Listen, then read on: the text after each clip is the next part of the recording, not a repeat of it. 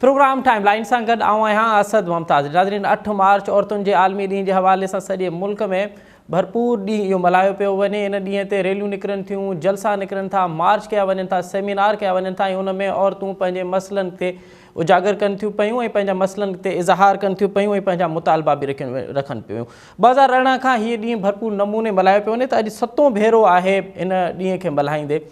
हीअ को औरत मार्च जो आगाज़ थियो आहे पाकिस्तान में, ख़ासि करे इन जा सोसाइटी ते कहिड़ा असर पिया आहिनि। हिन दफ़े जॾहिं औरत मार्च मल्हायो पियो वञे त हिन दफ़े मुतालबा कहिड़ा आहिनि? अॼु के प्रोग्राम जे हिन हिसे में असां इन ते ई ॻाल्हाईंदासीं। ऐं असांखे प्रोग्राम में जॉइन कयो आहे शीमा किरमानी साहिबा। कंहिं तारीफ़ जो मोहताज न आहिनि, मुल्क जी नामियारी डांसर आहिनि। उन खां अलावा हुन जो नारी ते औरतुनि जे हवाले सां वॾो कमु आहे। नारी एक्टिविस्ट आहिनि, सोशल एक्टिविस्ट आहिनि। ऐं असांखे जॉइन कयो आहे आलिया बख्शल साहिबा, पाण वुमेन डेमोक्रेटिक फ्रंट जी अॻुवाण आहिनि। ऐं असांखे जॉइन कयो आहे आयशा धारेजो साहिबा, पाण सोशल एक्टिविस्ट आहिनि। शीमा किरमानी साहिबा, आपसे प्रोग्राम का आगाज़ करते हैं। ये जो औरत मार्च है 2018 से आगाज़ हुआ इसका, क्या कोई सोसाइटी पे अब तक कोई असर हुआ है औरत मार्च का? हाँ, मैं समझती हूँ बहुत असर हुआ है। देखिए, एक तो ये कि अब आप देखें, हमने शुरू किया था कराची से और आज आप देखें कि कितने शहरों में हो रही है ना औरत मार्च। तो एक उसका इम्पैक्ट तो जरूर हुआ है। दूसरी बात ये कि ये बात जो हम लोगों ने एक डायलॉग शुरू किया, ये अब बढ़ता चला जा रहा है। लोगों के घरों के अंदर आ गया है ये डायलॉग। खानदानों में ये बात हो रही है, फैमिलीज में ये बात होती है कि क्या है ये औरत मार्च और क्यों औरतें मार्च करना चाहती हैं। मैं समझती हूँ कि ये डायलॉग जो है ना, ये गुफ्तगू, ये मुकालमा, ये बहुत जरूरी है, क्योंकि इसी से ही फिर चीजें निकल के आएंगी कि भाई कि औरत क्यों और क्या आज़ादी की बात कर रही है, क्यों और कौन से हुकूक की बात कर रही है, क्या डिमांड्स हैं हमारे, क्या हम क्यों कह रहे हैं कि भाई हमको सड़कों पे हम सेफ नहीं महसूस करते, दफ्तरों में सेफ नहीं होते, फैक्ट्रियों में सेफ नहीं होते, स्कूलों में, यूनिवर्सिटीज में लड़कियां सेफ नहीं है, कोई सिक्योरिटी नहीं है और कोई पुरसाने हाल नहीं है इस बात का। तो मैं समझती हूँ कि ये अचीवमेंट्स हैं कि एक आवाज, एक लहर शुरू हो गई है, उठ गई है कि औरतें अब खड़ी हो गई हैं कि हम जो हमारे साथ होता रहा है सदियों से, वो उस किस्म का इस्तेसाल अब हम नहीं होने देंगे। देखिए, कराची में हमारे साथ सिंधियानी तहरीक की औरतें आई हुई थी, उन्होंने हारी औरतों की भी बात की थी। हमारे साथ डोमेस्टिक वर्कर्स भी और होम बेस्ड वर्कर्स के लोग भी आए हुए थे, हैदराबाद से भी आए हुए थे, कराची के भी थे, हमारे साथ फिशर फोक लोग भी थे। तो औरतें जुड़ रही हैं और जहां जहां औरतें जुड़, ये हमारी कलेक्टिव स्ट्रेंथ है। देखिए, आलिया भी बता रही थी कि इन लोगों ने लाड़काना में भी एक बहुत बड़ी मार्च की मुकदी बताई। तो ये चीजें जितनी ज्यादा हो वो कम है। हर शहर, हर छोटे गांव में हमें औरत मार्च निकालनी है ना, ताकि ये आवाज बढ़ती चली जाए। और देखिए, इस वक्त हम कहते हैं कि जमहूरी समाज है, तो हमारी डिमांड ये है कि मिलिट्री कोर्ट्स में क्यों सिविलियंस की ट्रायल हो, और मिलिट्री कोर्ट्स को तो डिसबैंड कर देना चाहिए। क्यों आम लोगों की ट्रायल्स मिलिट्री कोर्ट्स में हो? ये तो कोई कानून नहीं है। ये आप मिलिट्री के लोगों के लिए कोर्ट्स बनाते हैं, आप प्राइवेट आम सिटीजन के लिए क्यों मिलिट्री कोर्ट्स में ट्रायल कर रहे हैं ना। इस तरह की चीजें, ये भी हमारे डिमांड्स का हिस्सा है। फिर ये कि मिसिंग पर्सन का हमारा डिमांड है। हमारे पास सौरत लोहार भी आई हुई थी, उन्होंने बात की, अपने वालिद की बात की। उन्होंने कहा कि कितने सिंध में भी, बलूचिस्तान में तो हमें मालूम ही है कि कितना बड़ा मूवमेंट चल रहा है मिसिंग पर्सन्स वाला, तो सिंध में भी शुरू हो गया है। उनके वालिद को पहले जबरी गुमशुदगी में उठा लिया, फिर उनका कत्ल हो गया। तो ये सारी चीजें इतनी ज्यादा बढ़ गई हैं औरतों के साथ कि हमें औरत मार्च हर जगह करना जरूरी है। अच्छा शीमा जी, ये बताइए कि आपने जैसे शुरू में कहा कि आप चाहती हैं कि डायलॉग हो, और औरत मार्च ने ये कम से कम ये दरी खोल दी है कि डायलॉग होना चाहिए, मुकालमा होना चाहिए। तो फिर मुकालमा किस से? हुकूमत से, रियासत से, या मर्दों से? देखिए, मुकालमा सबसे, मुकालमा हुकूमत से भी, मुकालमा रियासत से भी, मुकालमा आपस में भी। मर्दों और औरतों का भी, औरतों और औरतों का भी, मर्दों और मर्दों का भी, हर तबके की लोगों का एक दूसरे से मुकालमा होना चाहिए कि भाई ये जो 10,000 औरतें एक शहर में निकलती हैं, ये क्यों निकलती हैं? ये इसलिए निकलती हैं कि ये कहीं सेफ नहीं फील करती। ये इसलिए निकलती हैं कि इनको लगता है ये बराबर की सिटीजन्स नहीं है। ये इसलिए निकलती हैं कि ये समझती हैं कि जो इंसानी हुकूक हैं वो औरतों के भी उतने ही होने चाहिए जितने हमारे माशरे में जो गोके नहीं है मर्दों के लिए भी हुकूक। तो हम इसलिए ये जरूरी है। ठीक है शीमा जी, आप हमारे साथ ही रहिए, मैं दोबारा आपकी तरफ आऊँगा और फिर मुतालबात पे भी बात करेंगे और फिर दीगर जो सवालात हैं उस पर भी ज़रूर बात करेंगे। लेकिन आलिया साहिबा से मालूम करते हैं। आलिया साहब अवां ॿुधायो, जो अवां हिन भेरे लाड़काणे में मार्च कयो आहे ऐं अवां औरत आज़ादी जे नाले सां मार्च कयो पिया, त पोइ इहा आज़ादी कंहिंखां? मर्दनि खां आज़ादी? महिरबानी, तव्हां पंहिंजे प्रोग्राम में मूंखे मदू कयो या असांजो ॿुधण असांखे क़बूल कयो सभई साथियुनि जा थोरा। ॾिसो, आज़ादी लफ़्ज़ जेको आहे न उहो कलेक्टिव आहे। आज़ादी जबर खां, क़ौमी जबर खां, आज़ादी सिन्फ़ी जबर खां, आज़ादी तबक़ाती बुख बदाली खां, आज़ादी मज़हबी इंतहा पसंदी खां, आज़ादी हिन बर्बरियत जे निज़ाम खां। ऐं उहा सभई आज़ादियूं या उहे सभई अगरि आज़ादी न आहे समाज, छो जो असांजो घण रुखी मतिलबु मुंदल समाज आहे। असां वटि ॾिठो वञे त महांगाई जे हिसाब सां अवाम जेको आहे हेठियों पोरियत तबिको उहो तमामु घणो ॾुखी हालतुनि में आहे। मतिलबु मेडिसन केॾी महांगी थी वई आहे, खाध खुराक महांगी थी आहे, पाण मारण ते मजबूर थी वियो आहे। जेके ही नंढियूं नंढियूं आबादियूं ड्राइनि था, जे गुजर नाला आहे, ईअं ॿारड़ीअ में बि हिननि नंढा नंढा कचूं आबादियूं ड्राथियूं आहिनि। उहो माण्हुनि खे घर त न बल्कि बेघर कनि था। उन सां बि औरत सवाल जुड़ियल आहे। ही जेकी ज़मीन फ़ौजी इदारा खणनि था, उहा ज़मीन इहे जॾहिं खणी ऐं वॾा कारपोरेट फॉर्म ठाहींदा त उहो बि हिकु औरत हारियाणी सां जुड़ियल आहे। ही जेको वॾेरको निज़ाम आहे ऐं अञा ताईं जिरगा सिस्टम पाण वटि हले थो, हिन सां बि इहो बि औरत जे सवाल सां जुड़ियल आहे। कामेड़ शीमा ॻाल्हि कई, असांजे लाड़काणे में बि ससु लोहार आई, उस्ताद आहे साईं हिदायतुल्लाह लोहार, सदाईं उन जे खीसे में तव्हां पेन ॾिठी।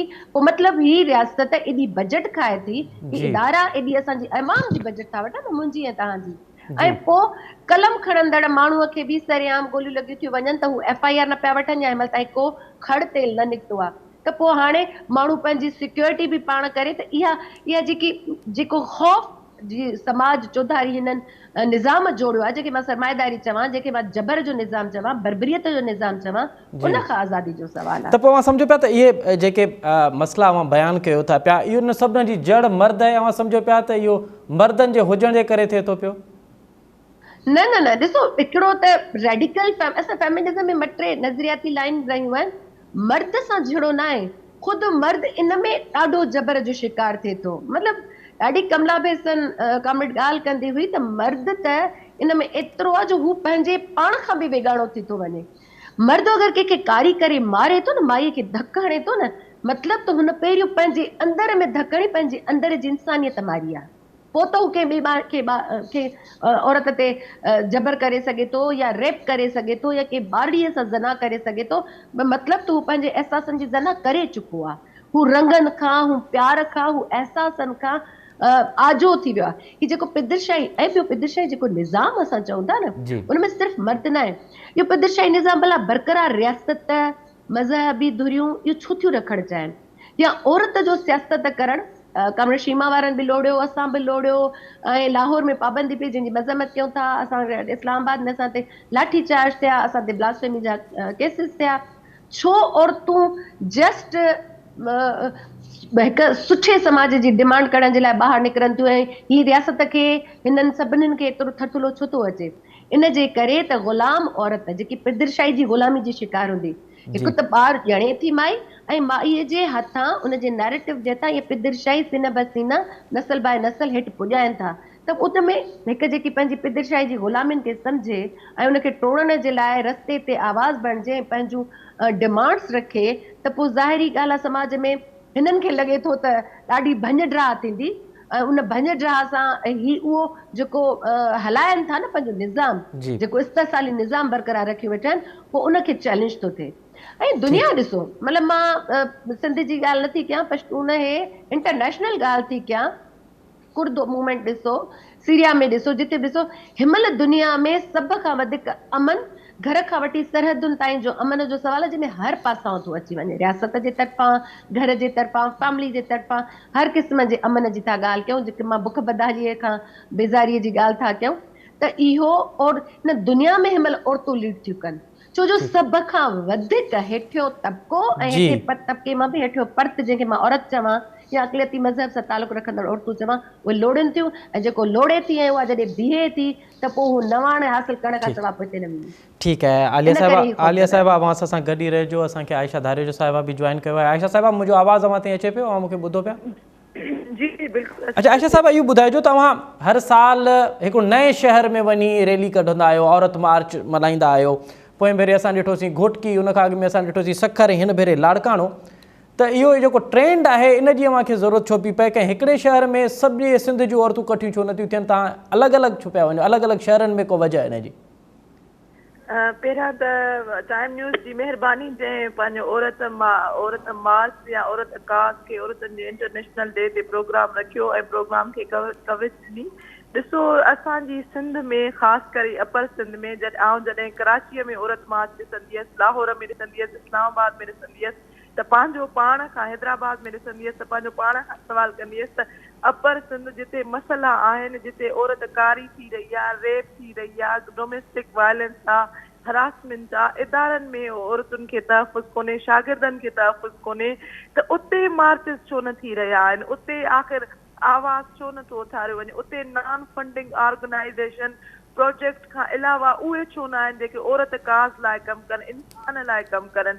तॾहिं मूं पंहिंजो तंज़ीम जो बुनियादु रखियो, सिंधस्वाई ऑर्गेनाइज़ेशन जो, ऐं तॾहिं खां असां सोचियो हुयोसीं त असां उते मार्च कंदासीं जिथे औरत सां ज़ुल्म थी रहियो आहे, जिते ॾाढ थी रहियो आहे, जिते जबर थी रहियो आहे, जितां जी औरत ॻाल्हाए नथी सघे, जिथे इज़हार जी आज़ादी कोन्हे, पसंदि नापसंदि जो हक़ कोन्हे, जिते उनखे इहा बि ख़बर कोन्हे त अॼु हूअ ज़िंदा आहे त सुभाणे न आहे। अॼु मां तव्हांजे प्रोग्राम जे हवाले सां मज़म्मत कयां थी त नओं देरे में अॼु इंटरनेशनल वुमेन्स डे जे ॾींहं ते, औरतुनि जे आलमी ॾींहं ते, क़बाइली जहिड़े में 2 औरतूं मारी वयूं आहिनि। तव्हां ॾिसो त औरत सां पहिरियों औरत कारी करे मारी वेंदी, ज़्यादती थींदी, हरासमेंट थींदी, उनजो क़त्ल थींदो, पर हाणे त क़बाइली जहिड़नि में बि औरतूं मारी वञनि थियूं।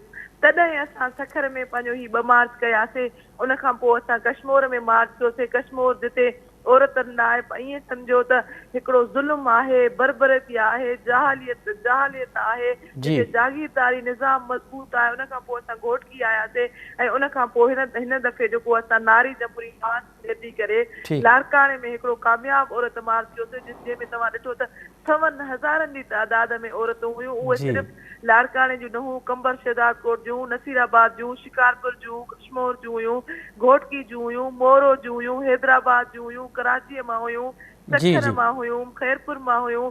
त परे परे शहरनि खां उहे आयूं ऐं असांजे आवाज़ सां हम आवाज़ थियूं। ऐं सवेर तव्हां आलिया ऐं शीमा खां सवाल कयो असां, त आउं थोरो हुन में एड कंदसि त असांजी जंग मर्द सां न आहे, असांजो जहिड़ो असांजो मार्च, असांजो आवाज़ उथारण मज़ाहिब त मर्द सां न आहे, असांजी उन सोच जे ख़िलाफ़ आहे जेकी पिदरसिरी सोच आहे, जेकी पिदरशाही सोच आहे, जेकी जागीरदारी सोच आहे, जेकी क़बाइली सोच आहे, जेकी सरमाएदाराना सोच आहे, जेकी औरत खे इंसान तस्वुर ई नथी करे, जेकी चाहे ई नथी औरत अॻिते अचे, जेकी चाहे ई नथी त उनजे इज़हार खे आज़ादी मिले, जिते चाहे ई नथी त उन औरत खे फ्रीडम ऑफ स्पीच मिले। तो असांजी जंग उन निज़ाम जे ख़िलाफ़ आहे। उन निज़ाम में हाणे असां चऊं त असांजा ट्रांसजेंडर बि अची था वञनि। हिन दफ़े असां मार्च में ट्रांसजेंडर जो बि रखियोसीं। असां धारियुनि आबादकारनि जे ख़िलाफ़ रखियोसीं चार्टर ऑफ डिमांड में, त धारियूं आबादकारियूं न थियनि, छो त उन सां सिधो औरत जी चुल्ह ते असर पए थो। ज़ाहिरी ॻाल्हि आहे, धारियूं आबादकारियूं थियनि थियूं त असांजे हक़नि ते उहा पंहिंजो हिकिड़ी पंहिंजी परमारीअ थिए थी। उन खां अलावा असांजी डिमांड हुई त हिंदू न्याणियुनि जा जबरी मज़हब तब्दील न कराया वञनि, नंढी उमिरि जूं शादियूं न थियनि, उहे जेके शादियूं थी रहियूं आहिनि नंढी उमिरि जूं, उनजे ख़िलाफ़ हुयो। कारोकारीअ जो कानून ठहियल आहे त रियासत जे मुदेत में FIR थींदी, पर उहो प्रॉपर वे में उहो कानून लागू थी रहियो आहे या न थी रहियो आहे, महीने या ॿिनि खां पोइ अॻिते हली फ़ैसिला थियनि था, दरगाह थियनि था, दरगहनि में न्याणियूं ई एवज़ो ॾेई संग चटी, अॼु बि संग चटी न्याणियूं ॾिनी वञनि थियूं पयूं, अॼु बि बदे एवज़ न्याणियूं ॾिनी वञनि थियूं, अॼु बि न्याणीअ खे 5 दर्जनि ताईं तालीम ॾिनी थी वञे, अॻिते हुनखे तालीम ई नथी ॾिनी वञे। ॻोठनि में ॾिसंदव त तव्हां प्राइमरी लेवल ताईं स्कूल हूंदा, अॻिते उन्हनि लाइ आयशा साहिबा, हुनरी सिख्या जा जी, इदारा कोन जी आयशा जे लाइ, त हिकु पढ़ियल लिखियल औरत जॾहिं अगरि उहा अॻिते नथी वधी सघे त हिकिड़ी अणपढ़ियल औरत हुनर सिखी करे उहा अॻिते वधे। ठीक है आयशा साहब, आप असां सां गॾु ई रहिजो, ऐं वरी ॿीहर वटि अचां पियो। शीमा किरमानी साहब, आप जो जबरी मज़हब की तब्दीली है उस पर तो आयशा साहिबा ने बात की, और आपके जो मुतालबात मेरे पास हैं इस वक्त, उसमें एक मुतालबा ये भी है और एक मुतालबा जबरी गुमशुदगियों का भी है, और फिर आपने डेमोक्रेसी के हवाले से भी इस मरतबा मुतालबा रखा है। डेमोक्रेसी का भी लिंक है औरत मार्च के साथ। आप समझती हैं कि मुल्क में अगर डेमोक्रेसी मजबूत होगी तो उससे भी औरत मजबूत होगी?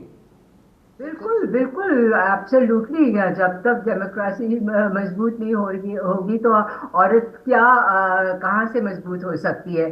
देखिए, अब इस वक्त हमारी मुल्क की सियासत किस तरह की हो गई है कि असेंबली में किस तरह से औरत के बारे में बात की जाती है, इस ऐसे सेक्सिस्ट ऐसे रिमार्क्स दिए जाते हैं जो औरतें सियासत में आई हैं उनके बारे में। ये तो बिल्कुल अनएक्सेप्टेबल है। ये कोई महजब समाज में ये चीजें नहीं होती हैं, डेमोक्रेसी में ये चीजें नहीं होती। आपको अगर डिसएग्री करना है किसी से तो आप उसकी सियासत पे डिसएग्री करें ना। आप इस बात पे तो नहीं डिसएग्री कर सकते थे कि किसी की नाक मोटी है तो किसी की नाक पतली है और किसी ने ऐसे कपड़े पहने हैं या वैसे। और ये और मर्दों के बारे में तो ये बातें नहीं होती, ये हमेशा औरतों के बारे में बात होती है। तो औरत को एक हमेशा सेक्स ऑब्जेक्ट की तरह जो देखा जाता है ना, वो उसके खिलाफ हम जरूर बात करना चाहते हैं। अच्छा शीमा जी, ये बताइएगा कि इस मरतबा जब हम 8 मार्च सेलिब्रेट कर रहे हैं आप, तो उससे कुछ हफ्ते पहले पंजाब में पहली मरतबा मरियम नवाज़ आई हैं, वो खातून हैं और वज़ीर आला बनी हैं, और वो पाकिस्तान की पहली खातून वज़ीर आला बनी है। तो उससे और इस हुकूमत से भला आपकी कोई उम्मीदें हैं कि ये जो नई हुकूमत आई है उससे आपके मुतालबात एड्रेस हों? और ये क्या बात हुई कि आप 2018 से एक ही मुतालबा कर रही हैं, मुतालबात चेंज नहीं हो रहे आपके? क्योंकि मुतालबात पूरे नहीं हो रहे तो हम उनको ले के आगे बढ़ते जाएंगे ना। मतलब जब तक मुतालबात पूरे नहीं होंगे तो क्या फायदा कि हम एक मुतालबा को छोड़ दें जो कि हमारा पूरा ही नहीं हुआ है। तो मुतालबात को जितना ज़्यादा हम सामने लाएंगे, अब देखिए हुकूमतें बदलती हैं, रियासत की चीज़ें बदलती रहती हैं, तो मुतालबात तो अभी जैसे कमरेड आलिया ने बात की कि और आयशा ने भी कि आपने जैसे पूछा था कि किस चीज़ की आज़ादी चाहते हैं ना, जी। तो हम अपने जिंदगी के बारे में डिसीजंस लेने की आज़ादी चाहते हैं। क्यों एक लड़की को ये आज़ादी नहीं है कि वो तय करे कि वो पढ़ना चाहती है या नहीं पढ़ना चाहती है, क्या पढ़ना चाहती है, वो शादी करना चाहती है या नहीं करना चाहती है, ये भी वो बच्चे पैदा करना चाहती है। ये तो ये आज़ादियाँ तो हर इंसान की है, तो क्यों एक औरत को नहीं मिलती है आज़ादियाँ। और ये आज़ादियाँ डेमोक्रेटिक राइट्स हैं, these are basic human democratic rights. तो जब हम डेमोक्रेसी की बात करते हैं तो हम ये बात करते हैं कि ये जो हम एक तरह से हम समझते हैं एक मिलिट्री का टेक ओवर है हमारे जिस्मों का, वो तय कर रहे हैं कि हम क्या पहनेंगे क्या नहीं पहनेंगे। और ये जौहलक के ज़माने से चला आ रहा है कि आप ये पहनेंगे और ये नहीं पहनेंगे, और उस पर हम रियासत तय करेगी कि आप सही कपड़े पहन रही हैं, और अगर आपने रियासत के मुताबिक कपड़े नहीं पहने तो हम आपको रेप भी कर लेंगे, वो भी हमारे लिए जायज़ है। और फिर हम कहेंगे भी ये नहीं कहेंगे कि हाँ औरत को रेप किया गया, हम ये कहेंगे ओ किसी औरत की इज्जत लूट गई है। तो ये क्यों नहीं कहा जाता कि किसी मर्द ने एक औरत को रेप किया है। ये चीज़ें हमें सब तब्दील करनी है। मैं समझती हूँ कि इस वक्त हम औरतें जो इकट्ठा हो रही हैं, हम इसलिए इकट्ठा हो रही हैं और हम समझते हैं कि कलेक्टिवनेस में और यूनिटी में एक पावर भी है और एक स्ट्रेंथ है, तो हम एक दूसरे के साथ खड़े हैं मुस्तकिल। इसलिए हम हर उन मूवमेंट को सपोर्ट कर रहे हैं। सिंध की मिसिंग पर्सन्स की मूवमेंट को सपोर्ट करते हैं, बलोच मिसिंग पीपल्स की मूवमेंट को सपोर्ट करते हैं। सिंध में जो किडनैपिंग्स हुई थी पिछले दिनों में, हम लोग ने इतना काम किया था उसमें। हम पोस्ट कन्वर्जन्स के खिलाफ खड़े हैं, क्योंकि जितने हम लोग साथ मिलकर करेंगे उतना हमारा पावर हो। और ये पावर हमें दिखाना है रियासत को, मुल्क को, और जो लोग इस वक्त पावर में, कि नहीं हम लोग कमजोर नहीं हैं। हम सच पे खड़े हैं, हम हक पे खड़े हैं। और तनकीद होगी, होती रहे, तनकीद से तो हम नहीं डरते ना, तनकीद तो शुरू से ही हो रही है। जब ठीक। नई चीजें आती हैं तो तनकीद तो होती ही है, जब पुरानी चीजें टूटती हैं और जिनके इंटरेस्ट हैं उन चीजों में जो कि पुरानी थी उनको मेंटेन करने में, तो तनकीद तो होगी होगी। ठीक है। अच्छा आलिया साहिबा इहो ॿुधायो जो त इहो को आम तासुर मर्दनि में उभरे थो पियो, ऐं असां ॾिसूं था त सोशल मीडिया ते उनजो इज़हार बि कयो पियो वञे, त ईअं थो लॻे त मर्द इहो थो सम्झे त ॼण इहो सॼो कुझु उनजे ख़िलाफ़ु पियो थिए, त अव्हां सम्झो पिया त मर्द जे इहो सभु कुझु ख़िलाफ़ु पियो थिए। ऐं ॿियो छा औरत जो सवाल बि तबक़ाती सवाल सां जुड़ियल आहे? अगरि तबक़ाती सवाल खयो पियो वञे या वरी जेका आज़ादी जी ॻाल्हि पई कई वञे त एलीट क्लास जेका औरत आहे उनजो को लिंक थींदो जो को ॾींहं ते जेका मज़दूर ऐं हारियाणी आहे उन सां? ॾिसो पहिरियां त शीमा कामरेड खां तव्हां सवाल कयो डेमोक्रेसी जो। बाबा डेमोक्रेसी असां वटि कंहिंखे था चऊं? उहे जेके मथे तबके सां एलिट क्लास जी औरतूं आहिनि उहे ई वरी वरी बि असेंबलियुनि में अचनि थियूं।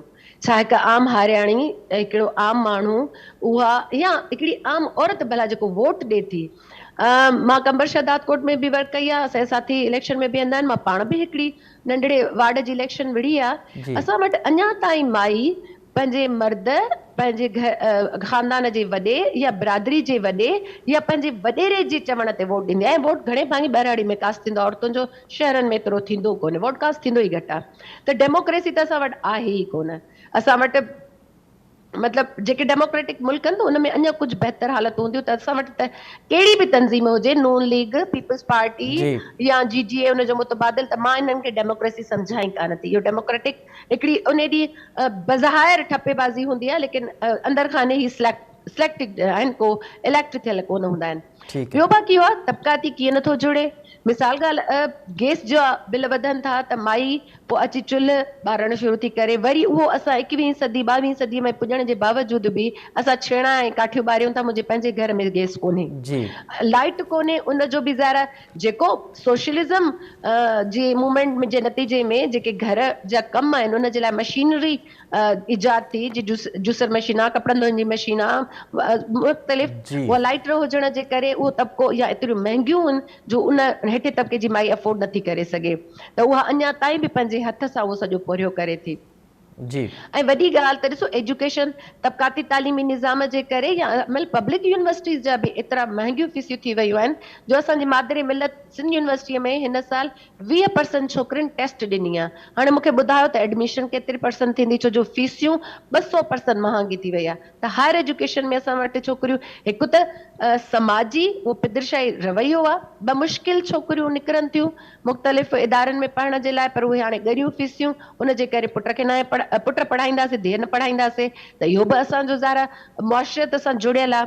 ज़ाहिरी ॻाल्हि आहे जेकी मुआशी तौर ते सघारी औरत थींदी, मतिलबु उहा ईअं न थींदी जीअं हे ख़ैरात था ॾियनि इनकम सपोर्ट प्रोग्राम जे, मुआशी तौर ते सघारी थींदी जॾहिं हुनखे हुनर जी सिखिया ॾींदा, हू पंहिंजे पेरनि ते पाण बीहंदी, मुख़्तलिफ़ पोरियो कंदी, हिमल बि पोरियो करे पई, पर उन्हनि खे फॉर्मल अंदाज़ में उन शइ खे खणी अचनि, छो जो जेकी हिकु उमिरि खां पोइ उनजो नूर कमु न कंदो, उनजो हथ कमु न कंदा, उनजी बॉडी कमु न कंदी, त पोइ उहो कंहिंजे सिर ते हूंदी, छो जो ओल्ड एज बेनिफिट बि असां वटि कोन्हे। असां वटि का बि औरत, घणे भाङे औरतूं जेके आहिनि लेबर लॉ जे कानून तहत लेबर उन में अचनि ई कोन थियूं।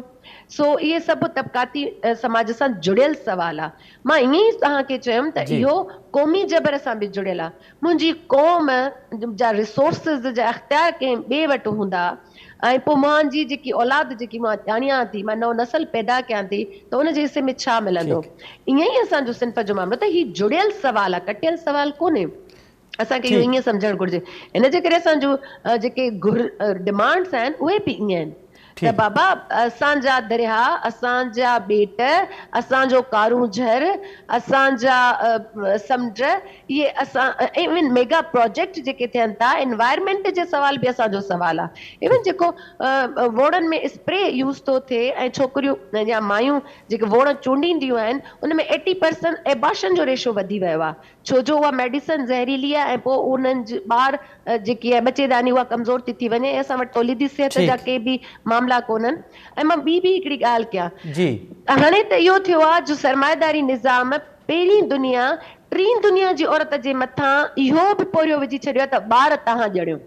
इते तव्हांजो निज़ाम हलाइण जे लाइ बि मज़दूर तव्हां पैदा कयो ऐं पोइ असांजो इंटरनेशनली जेको ज़ाहिर आहे उते ॾियनि था त डेमोक्रेटिक मुल्कनि त उन्हनि खे लेबर लॉ जे कानून तहत कुझु बेनिफिट्स ॾियणा था पवनि त हितां जो लेबर लखनि जी तादाद में हितां डायरेक्ट इनडायरेक्ट बुकी ज़रिए वञनि था मरनि था समुंडनि में त पोइ इहो बि हाणे ॿार असांजे मथां आहे त घणे खां तो घणो ओवरऑल अवां चओ पिया त तव्हां जणियो। न सिर्फ़ हिते बल्कि ओवरऑल औरत सां जेको जबर आहे उहो हले थो पियो। अच्छा आयशा साहिबा इहो ॿुधाइजो त जीअं शुरू में मां प्रोग्राम जी शुरूआत में शीमा किरमानी खां इहो सवाल कयो हुउमि त भला असर छॾिया आहिनि हिन औरत मार्च ऐं अव्हां त वरी मुख़्तलिफ़ शहरनि में कयो था पिया ऐं सिंध जे बहिराणियुनि में वञी कयो पिया मार्च तव्हां सम्झो पिया त हिन मार्च सां के असर थिया आहिनि के सवाल उथिया आहिनि ऐं उहे सवाल डिस्कस थियनि था पिया उन सां को मसइले जी का अॻभराई थी आहे? बिल्कुलु असर थिया आहिनि सवाल उथारिया वञनि था पिया ऐं हाणे त ॻाल्हायो वञे थो पहिरियां त ॻाल्हायो ई न वेंदो इन मौज़ूअ ते असां जॾहिं औरतूं ॻाल्हाईंदा हुआसीं त इहो चयो वेंदो त औरतूं ॻाल्हाए रहियूं आहिनि कंहिं अजीब टॉपिक ते ॻाल्हाए रहियूं आहिनि पंहिंजे हक़नि ते ॻाल्हाए रहियूं आहिनि छा ॻाल्हाए रहियूं आहिनि मर्दनि जे ख़िलाफ़ु ॻाल्हाए रहियूं आहिनि पर हाणे सभ खां वॾी ॻाल्हि आहे त असां सां मर्द बीठो आहे हाणे सभ खां वॾी ॻाल्हि आहे त असां सां उहो साथाई थी बीठो आहे ऐं उन ॻाल्हि ते सवाल कयो थो वञे उन ॻाल्हि ते बहस अचनि था मुबाहिसा अचनि था social media print media electronic media उहा अवेयर आहे उन ते ॻाल्हि ॿोल थिए थी पई ऐं ईअं जेके आहिनि त हाणे मुख़्तलिफ़ ज़िलनि में कराची हैदराबाद सखर लाड़काणो उते मार्चिस थियनि था पिया ऐं उते बि ॻाल्हि ॿोल थिए थी पई ऐं ॻाल्हियुनि खे ॿुधो वञे थो सम्झो वञे थो ऐं हाणे सम्झण जी कोशिशि कई थी वञे त आख़िर औरत सां वाक़ई मसइला आहिनि औरत सां मसइला आहिनि ऐं उहे जुड़ियल छा सां आहिनि हाणे सिर्फ़ु इहा ई ॻाल्हि आहे त उहो मञणु जेको आहे त मञण खां उहे नाकारी आहिनि त असां मञूं त किथे असांजो इस्तेसाल शुरू न थिए किथे असांजी ताक़त ख़तरे में न पइजी वञे त इन्हनि मार्चनि जो असरु थियो आहे इन्हनि मार्चनि सां शऊर आयो आहे ऐं सभ खां वॾी ॻाल्हि त औरत असांजी औरत जेकी आहे उनखे ख़बर ई कोन्हे का त इंटरनेशनल वुमेन डे उनजो आहे जॾहिं असां मोबिलाइज़ेशन जे ज़रिए उन्हनि वटि वञूं था पिया त भई तव्हांजो बि को ॾींहुं आहे तव्हांजो ॾींहुं बि दुनिया में सेलिब्रेट कयो वेंदो आहे त हू ख़ुशि थियनि थियूं पियूं जुमरियूं पाइनि थियूं पियूं अॼोके मार्च में ॾिसो त अॼु असां सां औरतूं जुमरियूं पाइनि पियूं नारा हणनि पियूं असां सां गॾु बीठियूं ऐं असां सां हम ख़्याल मर्द असांजा भाइर हुजनि असांजा साथी हुजनि असांजा दोस्त हुजनि उहे असां सां गॾु बीठा हुया त इन जो इहो मतिलबु आहे त हाणे चेंज आई आहे हाणे माण्हू ॿुधणु चाहिनि था पिया त औरत आख़िर छाजी आज़ादी चाहे थी पई हू कंहिंखां आज़ादी घुरी रही आहे हू पंहिंजा हक़ जेके आहिनि जेके आइन उनखे हक़ ॾिना आहिनि जेके इस्लाम उनखे हक़ ॾिना आहिनि उहे इम्प्लीमेंट छो न थी रहिया आहिनि आया की रियासत जे तरफ़ां इहो कुझु आहे आया की हुकूमत जे तरफ़ां इहो आहे आया की सियासी असांजूं पार्टियूं नथियूं चाहिनि आया की जागीरदारी निज़ाम आहे सरमाएदार निज़ाम एतिरो मज़बूत आहे त औरत जे लाइ रुकावटूं आहिनि रंडकूं आहिनि त हाणे ॿुधो वञे थो पियो ऐं इहे बहस मुबाहिसा छिड़िया आहिनि त उहो इन्हनि जे करे त ही मार्च थी रहिया आहिनि ही ट्रांसमिशनियूं थी रहियूं आहिनि सोशल प्रिंट इलेक्ट्रॉनिक मीडिया ते ॻाल्हि ॿोल थी रही आहे ऐं औरत जे सवाल ते हाणे सवाल थी रहिया आहिनि त वाक़ई बि छा औरत सां मसइलो आहे वाक़ई बि औरतूं कारो अॼु ॾिसो पढ़ियल लिखियल सोसाइटी में कल्ह हैदराबाद में हिकिड़ी एडवोकेट ते पंहिंजो फायर थिया आहिनि उनखे मारियो वियो आहे त इहो ॾिसो त उनजे उन हक़ में केतिरियूं पोस्टूं असांजे मर्दनि लिखियूं त इहो कॾहिं बि न आहे त मर्द औरत जे ख़िलाफ़ आहे इहा हिकिड़ी सोच आहे जेकी औरत खे पुठिते करे रही आहे इन जो शिकार मर्द बि आलिया चवाणी आहे उन सां सहमत आहियां त मर्द बि थी रहियो आहे ऐं असां सभिनी खे गॾु बीहणो पवंदो उहो ट्रांसजेंडर हुजे उहो पंहिंजो हिंदू मज़हब हुजे असां हुजूं असां सभिनी खे गॾु बीहणो पवंदो ऐं इन सवाल खे सम्झणो पवंदो त औरत पंहिंजे हक़ छो घुरी रही आहे ऐं उहा कंहिं ॿिए खां छो पुछे त उनखे तालीम जी इजाज़त मिले थी या नथी मिले उहा कंहिं ॿिए खां छो पुछे त हाणे उनजी उमिरि थी वई आहे केतिरी त उहा शादी करणु चाहे थी नथी चाहे उहा किथे हुनर सिखणु चाहे थी या नथी चाहे हू किथे जॉब करणु चाहे थी या नथी चाहे उहा कंहिं ॿिए खां छो पुछे उनखे एतिरी अवेयरनेस उनखे एतिरी एजुकेशन ऐं उनखे एतिरी तरबियत मिले जो हू पाण ते भाड़े करे उथे ऐं असांजो हिन दफ़े जेको पंहिंजो ममताज़ असद स्लोगन हुयो घरनि खां सरहदनि ताईं अमन त सिंध जी औरत बि ॿियनि सूबनि जी औरत वांगुरु अमन चाहे थी पई उहो अमन उहा पंहिंजे वतन लाइ चाहे थी पई पंहिंजी धरतीअ लाइ चाहे थी पई पंहिंजे वसीलनि लाइ चाहे थी पई पंहिंजे मर्द लाइ चाहे थी पई ऐं ॿियो तव्हां जेको सवाल कयो आलिया खां तबक़ाती बिल्कुलु असां सां तबक़ाती सवाल जुड़ियल आहे त सॼो ॿार जेको आहे उहा तबक़ाती निज़ाम में हारियाणी मज़दूर हिकिड़ी पंहिंजो पोरियत औरत बर्दाश्त करे रही आहे ऐं उहा तकलीफ़ में आहे उहा भोगना में आहे त तबक़ाती सवाल बि असांजे औरत कास्ट सां जुड़ियल आहे। ठीक है शीमा जी, आप मुझे सुन पा रही हैं? मेरी आवाज़ आप तक आ रही है? ॻाल्हि सॉरी तव्हांजी हिन में रखंदसि। तव्हांजो इहो बार बार सवाल आहे त असां मर्द दुश्मन को आहियूं। ॾिसो मर्द दुश्मन जो मामिलो न आहे। हिन कुदरती निज़ाम में मादा ऐं नर आहिनि ऐं उहे मिली करे हिन कुदरत जे कानून खे अॻिते वधाइनि था। त असां वटि बि मर्द जेको आहे उहो ऐं औरत मिली करे समाज हलाइनि था, घर हलाइनि था, निज़ाम हलाइनि था। ॿ मुख़्तलिफ़ शयूं, मिसाल ॻाल्हि टेबल आहे त पोइ हुन सां गॾु कुर्सी हुजणु घुरिजे ऐं कुर्सी ऐं टेबल जे अलॻि अलॻि कम आहिनि। ऐं मतिलबु ईअं न आहे त पर का बर्तर हुजे, टेबल बर्तर आहे या कुर्सी बर्तर आहे। असां सिर्फ़ु हिन बर्तरीअ खां जेको सिंफ़ जे हिसाब सां जेको सोशल आहे, जेको कुदरती न आहे, कुदरती तौर ते जिन्स जो फ़र्क़ु ज़रूरी आहे, जेंडर जो फ़र्क़ु जेको आहे उहो असांजो समाज बीहारे थो। त औरत आहे त पोइ हुनजो इहे ई इख़्तियार आहिनि ऐं इहो सभु रियासती तौर ते असां हिस्ट्री खणंदासीं, निज़ाम इहो नैरेटिव ठाहियो आहे त असां उन नैरेटिव जे ख़िलाफ़ आहियूं। उन में काफ़ी सारियूं औरतूं बि आहिनि जेको पिदरशाही खे हथी ॾियनि थियूं। त असां उन निज़ाम, उन सोच, उन नैरेटिव जे ख़िलाफ़ आहियूं, मर्द जे ख़िलाफ़ न आहियूं। मर्द त असांजो साथी आहे, मर्द असांजो पीउ बि आहे, भाउ बि आहे, महबूब बि आहे ऐं सियासी कारकुननि जी हिसियत में गॾु आहे। अॼु असांजी जेकी लाड़काणे में एक्टिविटी थी आहे उन में तमामु घणे तादाद में मर्द साथी ॿाहिरि आहिनि। मर्द पाण हिन समाज मां फाथल आहे, इन कल्चर मां फाथल आहे। अगरि को सपोर्ट करे थो धीअ खे, भेण खे, ज़ाल खे, त पोइ छा रन मुरीद मतिलबु सेंस न अथसि, गैरत ख़तम थी वई अथसि। त पोइ इहे जेके गैरत जा स्टेचू ठाहे हिकु नैरेटिव समाज जो ठहियल आहे जेको पिदरशाही जे, असां उन नैरेटिव उन निज़ाम जे ख़िलाफ़ आहियूं, कंहिं बि मर्द जे ख़िलाफ़ न आहियूं। अच्छा आलिया साहिबा, इहो ॿुधाइजो त का उमेद आहे भला अव्हां जेका मसला ॿुधायो था पिया, हिन वक़्त ताईं हिकु डिस्कस कयूं पिया असां रुगो मसलनि ते, रुगो औरत जी तकलीफ़ुनि ते, औरत जी परेशानी ते, जेको बिल्कुलु राइट आहे, सही ॻाल्हि आहे। औरत जे तरीक़े सां न, पर असां औरत जो आयशा ॻाल्हि करे वई त असां जेको वर्किंग वुमेन डे 8 मार्च आहे दुनिया में मल्हाइजे थो, त असां तव्हां त कयूं था, पंहिंजा सूर त ॻाल्हायूं था, पर असां पंहिंजनि सूरनि सां गॾु पंहिंजे नवाण मां उमेद बि रखूं था। इन करे असां नचूं बि था, ॻायूं बि था, सेलिब्रेट बि कयूं था।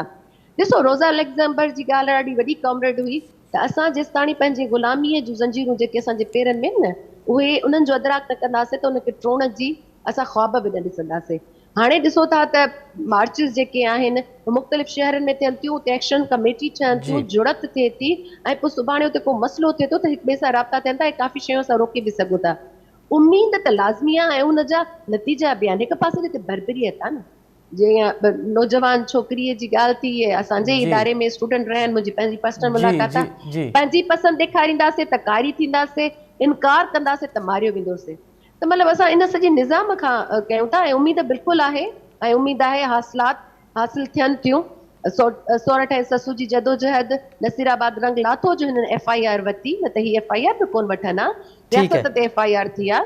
सो हासिलात बिल्कुलु असांजो आहिनि, पर हाणे को इनकलाब जूसर मशीन में जूस कढण न आहे जो तव्हां 100,000 साल लॻा यूरोप के डार्क एज मां निकिरण लाइ। असां त अञा पोइते पियल आहियूं, पर असांजी मज़ाहमत असां पंहिंजे वक़्त जो हालतुनि जो जेको ॾियण आहे पेचरो ठाहियूं पिया, पोयूं नस्लूं अञा हिन ते हलंदियूं ऐं तारीख़ साबित कयो आहे त पंहिंजी पुराण मां जान छुटी आहे, पर पंहिंजे जदोजहद सां, अवामी मज़ाहमत सां ऐं उन मां निजात हासिल थियो आहे।